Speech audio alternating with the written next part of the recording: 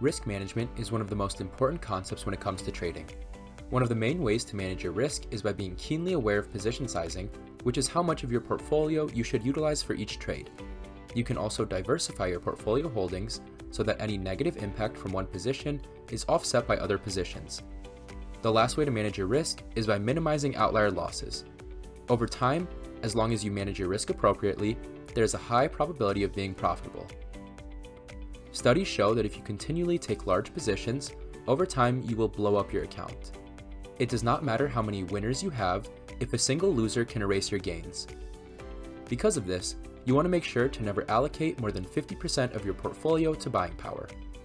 You want to keep cash on hand in case the trade goes against you or a new opportunity arises. A good rule of thumb is to never allocate more than 50% of your portfolio to buying power. So, if you have a $5,000 account, the maximum amount you want to be utilizing is $2,500 as buying power. This ensures that even if a trade goes against you, you can remain solvent and continue to trade. Diversifying your portfolio is another way to better manage risk and ensure that you do not lose your entire investment.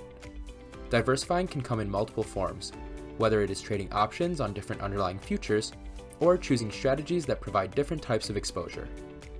Examples of this could be trading options on the Euro USD, Micro E-mini S&P, and WTI crude oil, since they all have different factors that impact them. In regards to diversifying strategies, you could have a long call, long put, and short strangle. When looking to diversify, it is wise to not allocate more than 12.5% of your total portfolio value to each trade. If you are a newer trader with a smaller account, you can slightly increase the allocation percent. However, as your portfolio grows, 12.5% of your total value should be the maximum amount that you have invested in each position.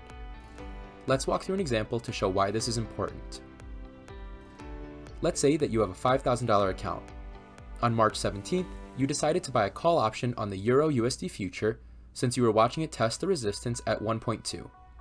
However, on March 22nd, the Euro USD closed at $1.18, putting your call option far out of the money.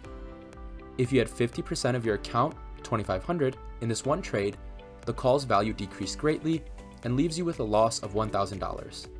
This is a 20% loss of your overall portfolio value and will take quite some time to regain. However, let's say you only use 12.5% of your account, $625, in this trade.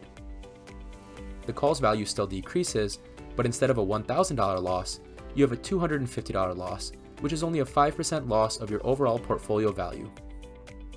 This is much more manageable and leaves you with the ability to make this loss back. There is always risk involved in the markets, and an unexpected event could have a major impact on your portfolio if you are not diversified well. The last way to manage your risk is by minimizing outlier losses. Outlier losses are those that lie beyond the 3 standard deviation range on either side of a normal distribution. This means that they are extremely unlikely. However, when they happen, they can make or break your portfolio. Outliers can provide you with great gains if they go in your favor, but inversely, they can wipe out your portfolio if you are too heavily exposed to them. The reason we care about risk management is that by minimizing the outlier losses, you greatly reduce the risk of a single trade ruining your portfolio. We can minimize these losses by maintaining strict stop losses such that our emotions don't hinder our ability to make a rational decision. The range in which you set your stop loss depends on potential support and resistance lines, daily highs and lows, and your risk appetite. We recommend keeping your stop losses within 2 times the credit you receive if you are a seller. If you are an option buyer, we recommend keeping your stop loss within 25% of the initial debit. However, you can adjust this percent to be greater or smaller depending on how risk averse you are.